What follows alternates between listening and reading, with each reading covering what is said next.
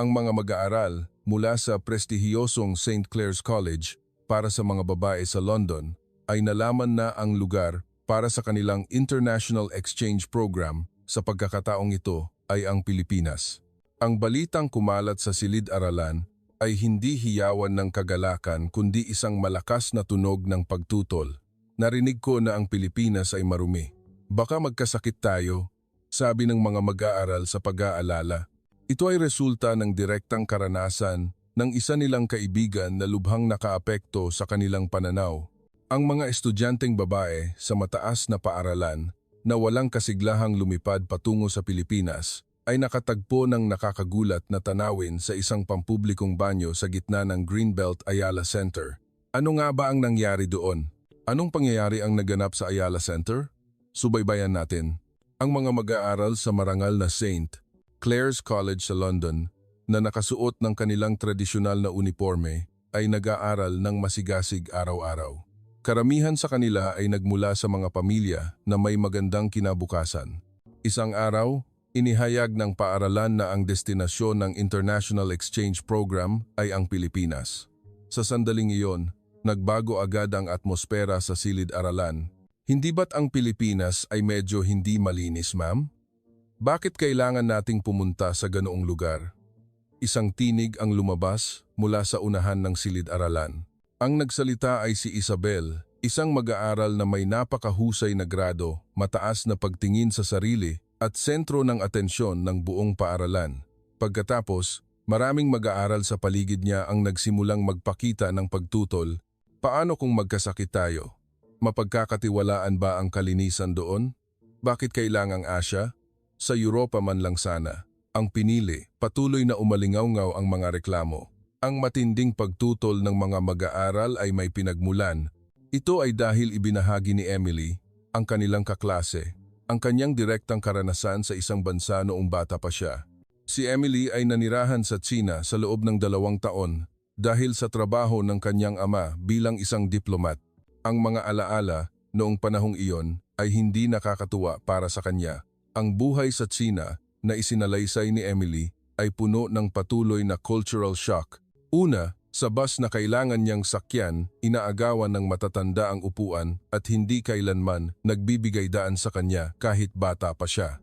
Kahit berde ang traffic light, hindi humihinto ang mga sasakyan para makatawid siya, kaya pakiramdam niya ay isinasapanganib niya ang kanyang buhay sa tuwing tatawid siya. Bukod pa rito, ikinuwento niya na madalas siyang nakakarinig ng mga tunog ng pagdura sa kalye at ang simento ay puno ng bakas ng plema. Nangingilabot pa rin ako sa tuwing naaalala ko, aniya. Ang mas nakakagulat ay ang napakababang antas ng etika sa publiko. Minsan, nakita niya ang isang pamilya na kumakain sa isang restaurant na nagtapon ng pagkain ng direkta sa sahig. Nakatayo ang kanilang anak sa mesa na nakasuot pa ng sapatos, ngunit hindi sila pinagalitan ng mga magulang, bagkus ay tumawa at kinuhanan pa ng litrato. Ang kuwentong ito ay nagpatahimik sa buong silid-aralan. Talaga, hindi ka panipaniwala, ngunit tila normal lang iyon sa bansang iyon, sabi ni Emily na may takot sa kanyang mga mata. Ang karanasang iyon ay nagkaroon ng di masukat na epekto sa mga mag-aaral ng St. Clair's. Marami sa kanila ang nagbigay conclusion na kung ganoon ang Tsina, malamang ay hindi naiiba ang Pilipinas. Ganyan siguro talaga ang kultura sa Asya, sabi nila. Si Isabel ang nanguna sa paglapit ng direkta sa kanilang guro. Kailangan ba talagang sa Pilipinas, ma'am? Dapat ay palitan natin ng isang mas malinis at mas ligtas na bansa, tulad ng Italia o Espanya, giit niya. Ngunit naayos na ng paaralan ang lahat ng detalye ng programa at hindi na ito mababago. Ang 7 araw na pakikipagtulungan sa isang high school sa Pilipinas, kasama ang co-learning at homestay, ay opisyal ng napagdesisyunan. Huwag muna kayong maging biased. Subukan ninyong tingnan at maranasan ng personal, malumanay na paghimok ng guro. Ngunit nagpakita lamang si Isabel at ang kanyang mga kaibigan ng pagkadismaya at nagbulungan sa likod na sayang lang ang oras. Ang pagtutol sa Pilipinas ay dahan-dahang kumalat sa buong silid-aralan. Wala na talaga tayong magagawa. Hindi ko alam kung makakatagal tayo ng 1 linggo, ang sabi. Kung pupunta tayo sa maruming lugar na iyon, siguradong masisira ang mga damit natin. Sa gitna ng mga batikos, papalapit na ang araw ng biyahe. Isang araw bago umalis, nagdaos ng briefing ang paaralan. Gumamit ang mga guro ng slides upang detalyadong ipaliwanag ang kultura, kalagayan ng kalinisan sa Pilipinas, ang paaralang bibisitahin, at ang host families. Ipinabatid nila sa mga mag-aaral na kung may problema sa wika, may interpreter na tutulong at kumpleto ang sistema ng medisina kung sakaling magkaroon ng aksidente. Ang maliliit na detalyeng ito ay ipinabatid sa lahat ng mag-aaral. Ngunit salungat sa pagsisikap ng mga guro, hindi lamang nabawasan ang pag-aalala ng mga mag-aaral, kundi tila lalo pang tumindi. Ang sinasabi nilang malinis ang Pilipinas ay panlabas lang. Sigurado akong nagpapanggap lang sila para maging maganda sa mata ng mga turista, malamig na sabi ni Isabel. Tumango ang mga kaibigan niya sa paligid.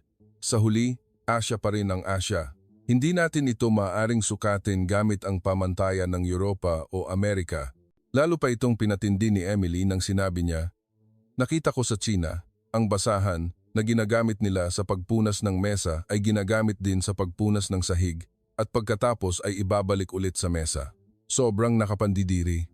Biglang nagkaroon ng bulungan sa buong silid-aralan. Sa isang iglap, tila lalong nag-ugat ang prejudice laban sa Pilipinas. Lahat sila ay kumbinsido na ayaw kong pumunta sa ganoong uri ng Asian country.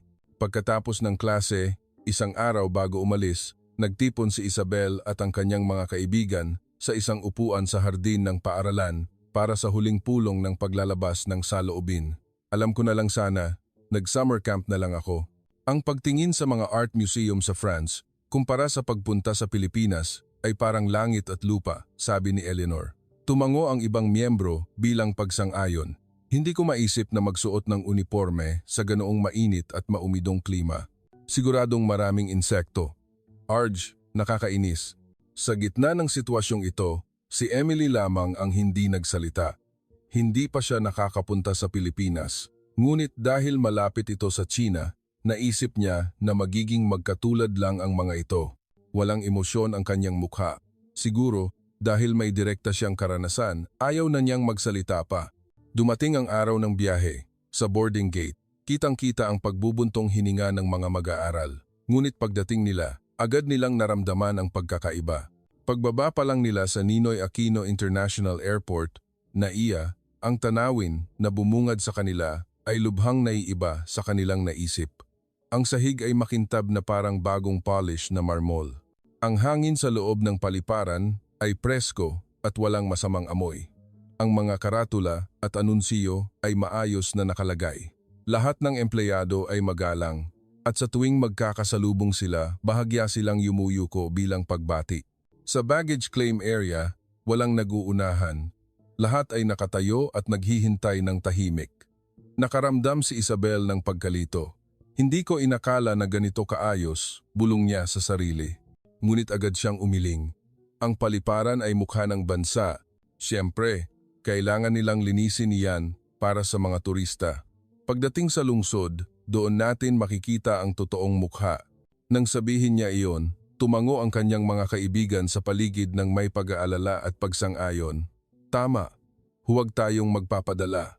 Kinabukasan, binigyan si Isabel at ang kanyang mga kaibigan ng libreng oras upang tuklasin ang Greenbelt Ayala Center bilang bahagi ng exchange program.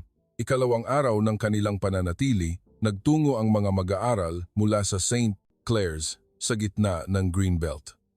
Ngayong araw, nagbigay ng kalahating araw na free activity ang exchange school, kaya nagpangkat sila sa tig-5 o 6 upang tuklasin ang lugar. Pagkatapos mag-group picture sa Skyway, kung saan tanaw ang buong intersection, nagtungo ang grupo ni Isabel sa pamimili at pamamasyal. Kahit nagulat sila sa napakaraming tao, tahimik silang naglakad. Sa tuwing magkakalapit sila, bahagya silang yumuyuko at nagtutuloy sa paglalakad. Ang tanawing ito ay lubhang ikinagulat ni Isabel at ng kanyang mga kaibigan. Ang daming tao, pero bakit hindi maingay? Bulong ni Eleanor sa sarili. Sanay siya sa ingay at malakas na tawanan kapag namimili sa sentro ng London, kaya hindi siya sanay sa katahimikan dito. Bukod pa rito, ang nagpabigla sa mga mag-aaral ay ang kalinisan at kaayusan ng mga kalye. Sa bangketang kanilang nilalakaran, Wala ni isang piraso ng basura. Sa mga paso ng halaman, walang nakitang mga lata o upos ng sigarilyo. Naglakad si Isabel na nakatungo at nagtataka. Bakit ganito kalinis? Hindi naman siguro may naglilinis dito palagi, hindi ba? Biglang itinuro ni Emily. Tingnan ninyo, wala ring masyadong basurahan pero bakit hindi marumi ang kalye? Totoo, napansin nila na kumpara sa kalye sa England, talagang napakakaunti ng basurahan dito. Gayunpaman, malinis pa rin ang kalye at wala silang nakitang sinumang nagtatapon ng basura kung saan-saan. Mula noon, nagsimulang mabuo ang isang salungat na pakiramdam sa puso ni Isabel at ng kanyang mga kaibigan. Ang pag-aakala nila na Asya marumi ay lubhang naiiba sa kanilang nakikita. Nang pumasok ang hapon, nagsimula silang mapagod at nagsimula na ring marinig ang reklamo na gustong mag-CR. Nasaan ang banyo? Tanong ni Isabel. Hindi kalayuan, nakita nila ang isang pampublikong banyo sa isang parke sa harap, ngunit lahat sila ay natigilan sa harap ng gusali. Ang sinabi ni Emily ay pumasok sa kanilang isip. Naalala nila ang sinabi ni Emily na noong nasa Tsina siya, ang pinakakinatatakutan niya ay ang pampublikong banyo. Ang CR sa Tsina ay lampas sa imahinasyon. Nagsimulang magkuwento si Emily. Minsan, pumunta ako sa isang banyo sa labas ng lungsod, walang pinto, at ang pader na naghihiwalay sa mga kubikulo ay kasing taas lang ng baywang. Sa tuwing may pumapasok, nagkakatinginan kami. At walang toilet paper, ang toilet bowl ay may mancha. Sobrang nakakadiri. Sina Isabel at ang kanyang mga kaibigan na nakikinig ay nagkunot noo at hindi makapagsalita. Hindi na yata iyon banyo, bulong ni Eleanor sa sarili. Namutla ang iba pang mag-aaral. Nagpatuloy si Emily. Sobrang baho din. Gusto kong sumuka sa pagpasok pa lang. At may mga insekto pa na lumilipad, parang impyerno. Dahil sa mga salitang iyon na tumimo sa kanilang isip, walang sino man ang naglakas loob na pumasok sa pampublikong CR sa Pilipinas. Wag na lang, baka impyerno sa loob, sabi nila. Ang amoy ng banyo ay lalo pang nagpalala sa mukha ng mga mag-aaral. Ang larawan ng maruming sahig, toilet bowl na walang tissue paper, at matinding amoy ay lumaki at naging takot sa puso ng lahat. Ngunit si Isabel ay hindi na makatiis. Kung magpapatuloy pa ito, iihi na ako, sabi niya, habang naglakas loob na inabot ang pinto ng pampublikong banyo. Ang lahat sa paligid ay nagpigil ng hininga at naghintay sa sandaling magbukas ang pinto. Si Isabel ay natigilan at pagkatapos ng isang sandali, wow! Ang salitang lumabas sa bibig ni Isabel ay hindi pagkasuklam o pagkalito, kundi tunay na pagkamangha. Ang tanawin na bumungad sa kanya ay lubhang naiiba sa kanyang inaasahan.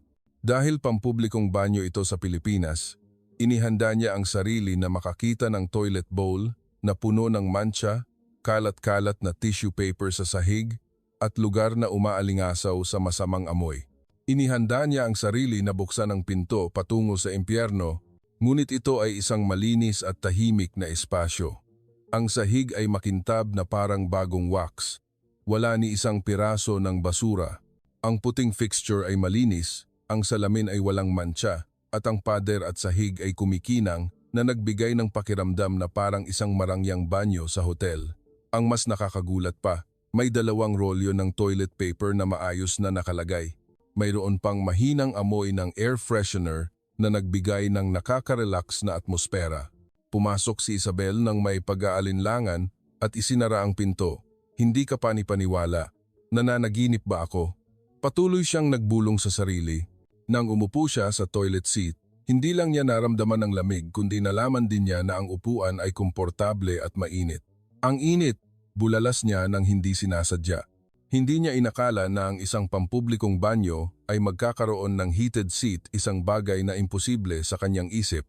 Pagkatapos niyang mag-CR, ininspeksiyon niya ang bawat sulok ng banyo.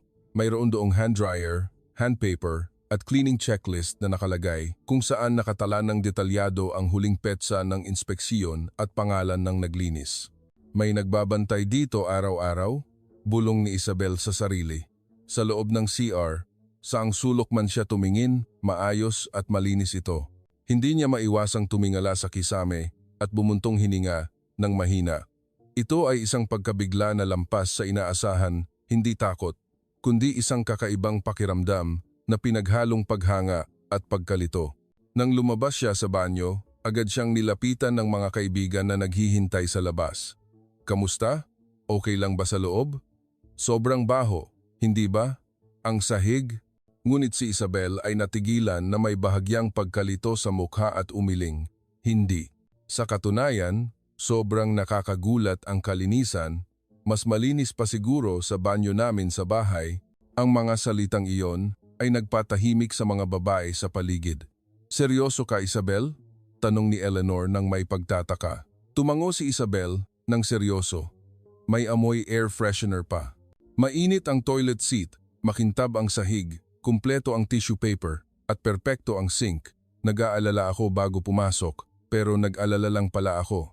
Ang nakakagulat na ulat na ito ay nagpakunot noo maging kay Emily. Sa tsina, wala ngang toilet seat. Sa ilang lugar, wala ring pader. Bakit ganoon na lang ang pag-aalaga ng mga tao dito sa kanilang banyo? Nagmuni-muni si Isabel sandali at bumulong bilang sagot. Siguro, dahil iniisip nila ang susunod na gagamit. Palagay ko, nililinis nila ito para sa ibang tao. Ang mga salitang iyon ay hindi lamang simpleng paghanga, ngunit may isang bagay sa kanyang isip na nagsimulang magbago. Pakiramdam niya ay naramdaman niya ang social consciousness at malalim na kultura ng mga tao sa isang pampublikong banyo. Ang nakakagulat na pahayag ni Isabel ay biglang nagpatahimik sa paligid, ang sobrang linis ng pampublikong banyo na nagmula sa kanyang bibig, na matagal, nang nag-aakalang marumi ang Pilipinas, ay lubhang hindi kapani-paniwala. Si Isabel ba talaga ang nagsabi niyan? Bulong ni Eleanor sa sarili. Pagkatapos, nanlaki ang mata ng iba pang mga mag-aaral. CR iyan sa parke, hindi hotel, sabi ng isa. Ngumiti si Isabel at sumagot. Iniisip ko rin iyan bago ako pumasok. Pero ang totoo, parang isang silid talaga iyan. Ipinagpatuloy niya, makintab ang sahig, puno ang tissue paper, at mainit pa ang upuan. Hindi ka pani-paniwala, hindi ba? May amoy air freshener pa. Nang marinig iyon, sumabat si Emily. Ang banyo sa Tsina ay lampas sa imahinasyon, nagiging kulay kape, na ang toilet bowl. Sa ilang lugar, walang pinto. Halos imposibleng makakita ng tissue paper. Kailangan kong magdala palagi. Ang totoo, ang pagpunta sa banyo ay isang stress. Nang marinig ang pangungusap na iyon, nagkunot-noo ang ibang mag-aaral at tumingin kay Emily ng may simpatiya. Kinaya mo ang 2 taon na ganoon? Ang pakikinig sa kanilang pag-uusap ay lalong nagpatingkad na ang naramdaman ni Isabel ay hindi lamang paghanga, kundi isang usapin ng kultura. Siguro, ibang bansa talaga ang Pilipinas at Tsina, bulong ni Lydia, na bihirang magsalita. Nang marinig ang pangungusap na iyon, bahagyang tumango si Isabel. Iniisip ko rin iyan noong nasa paliparan pa lang ako. Pero noong una, akala ko, nagpapanggap lang sila. Pero kung pati banyo ay inaalagaan ng husto, siguro totoo ito. Ang lahat ay natahimik sandali. Sa gitna ng ingay ng Greenbelt, Ayala Center, isang kakaibang katahimikan ang bumalot sa kanila. Lahat sila ay nag-iisip. Ang prejudice at label na ikinabit nila nang hindi nila alam na asya, hindi malinis, ay dahan-dahang natutuklap. Puntahan ko nga rin, si Eleanor ang unang nagsalita. Kung sinabi ni Isabel na sobrang linis, gusto kong makita ng personal. Tumayo siya. Sumunod ang iba pang mga mag-aaral. Sasama ako. Walang masama kung titingnan. Pagkalipas ng ilang minuto, nang bumalik ang lahat mula sa banyo, iisa ang ekspresyon ng kanilang mukha. Nagulat, nalilito, ngunit may bahid ng paghanga at mukha ng pagtanggap sa katotohanan upang itama ang kanilang maling akala. Sobrang linis talaga. Kahit ayaw kong maniwala, ito ang totoo. Patuloy na umalingaw-ngaw ang mga tinig. Ngumiti si Emily nang may kalungkutan at sinabi, kung wala akong ganoong karanasan sa Tsina, siguro hindi ko iisipin na magkatulad lang ang Pilipinas. Nang marinig ang pangungusap na iyon, sumagot si Isabel, hindi mo rin naman kasalanan. Walang sinuman ang nag-akala na ganito ang Pilipinas. Ngunit ang tono niya ay may bahid ng lambing, tila may kasalanan. Ang kanyang prejudice laban sa Pilipinas ay nagsimulang magbago ng malinaw. Nang magsimula silang maglakad muli, Hindi nila sinasadyang tumingin sa iba't ibang sulok ng kalye. Ang mga taong nakaupo sa upuan sa harap ng LRT station ay inilalagay ang kanilang mga lata. Maingat na pinupunasan ng mga staff sa coffee shop ang mga bakanteng mesa. Ang mga tanawing ito ay lubos na humanga sa lahat. Biglang huminto si Isabel at tinitigan ang kanyang refleksiyon sa salamin ng gusali. Siya, na nakasuot ng uniforme ng St. Clair's College, ay nakatayo sa isang malinis na kalye sa Pilipinas. Lubhang naiiba ito sa imahe na mayroon siya ilang araw na ang nakalipas. Ibang-iba talaga ang katotohanan. Siguro hindi naman talaga marumi ang Pilipinas. Ang mga salitang iyon ay hindi lamang umalingaw-ngaw sa kanyang isip kundi nag-ukit din ng isang bagay sa puso ng kanyang mga kaibigan. Ang maliit na pagtuklas na ito sa kalye ng Greenbelt ay magbabago sa kahulugan ng kanilang paglalakbay. Matapos ang pangyayari sa pampublikong banyo sa Greenbelt, nagsimulang makita ni Isabel at ng kanyang mga kaibigan ang mga bagay na dati nilang hindi napapansin. Sa paglalakad lang sa kalye, nakita nila ang kaayusan at kalinisan, ang labas ng mga gusali, ang maayos na trimmed na mga halaman sa tabi ng kalsada, o ang detalyadong caution sign na nakalagay sa pasukan ng convenience store. Lahat ay nagpakita ng atensyon sa detalye. Nang hapon na iyon, nagdesisyon ang mga mag-aaral na lumabas sa itinakdang ruta at subukang pumasok sa maliliit na eskinita at residential area ng Ayala Center. Sa lugar na hindi pang turista, baka makita natin ang totoong mukha ng Pilipinas, sabi ni Emily. Malamang na gusto rin niyang alisin ang huling pagdududa niya. Ngunit nang pumasok sila sa residential area, hindi na kumpirma ang kanilang pagdududa. Sa halip, lalo pa silang nagulat. Halos walang basura sa tabi ng kalye. Sa harap ng bawat bahay, may maliit na paso ng halaman o palamuti na maayos na nakalagay. Ang pasukan ng bawat bahay ay walis na walis. Isang matandang lalaki na naglalakad kasama ang kanyang aso ay bahagyang yumuko sa kanila nang magkasalubong sila. Isang batang mag-aaral sa elementarya ang bumati ng masigla ng, "Magandang hapon po." Ang mga tanawing ito ay nagpahinto sa mga mag-aaral. Napakaayos ng lahat sa bansang ito, bulong ni Luisa, na karaniwang mahinahon at hindi masyadong interesado sa kaguluhan ng mga tao o ng lungsod. Ngunit maging siya ay humanga sa tanawin ng Pilipinas. Ang coffee shop na pinuntahan nila sa daan ay lalong nagpatibay sa impresyong ito. Kahit maliit lang ang tindahan, malinis ang bawat mesa.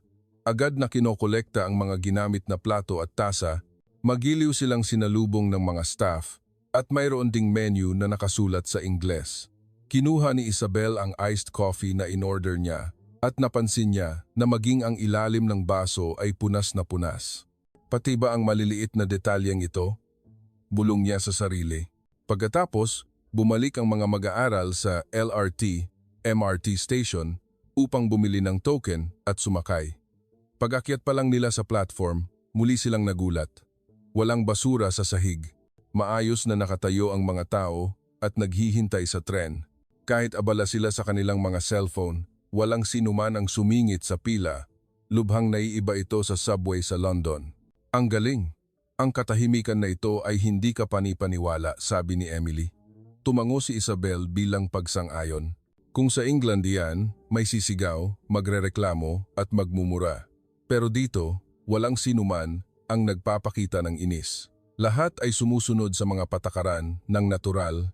May nagmungkahi na tingnan ng banyo sa istasyon, kaya muli silang pumasok at ang resulta ay muli silang nagulat. Makintab ang sahig, walang ni isang patak ng tubig sa sink at malinis ang salamin na parang may naglilinis bawat oras. Hindi na ito nagkataon. Saan man kami magpunta, malinis. Ang pagpapanatili ng kalinisan sa publiko hanggang sa ganitong antas ay kahanga-hanga, sabi ni Isabel nang may matatag na boses. Nang marinig ang pangungusap na iyon, mahinang tumawa si Eleanor at sumagot, "Nahihiya ako dahil sinabi ko na hindi malinis ang Pilipinas." Tumango ang lahat sa paligid bilang pagsang-ayon at natural na tumawa. Ngayon, naranasan na ng mga mag-aaral ng personal na ang kalinisan sa kalye ng Pilipinas ay bahagi ng kultura. Nang gabing iyon, pagbalik sa kanilang homestay, isinulat ni Isabel at ng kanyang mga kaibigan ang kanilang karanasan sa Greenbelt, Ayala Center, sa kanilang journal. Isang pangungusap lamang ang isinulat ni Emily sa kanyang journal.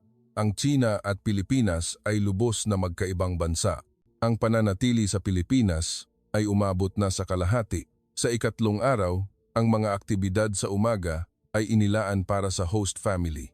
Gumugol ng oras ang mga mag-aaral kasama ang kanilang mga pamilya, naglakad-lakad sa paligid ng kapitbahayan.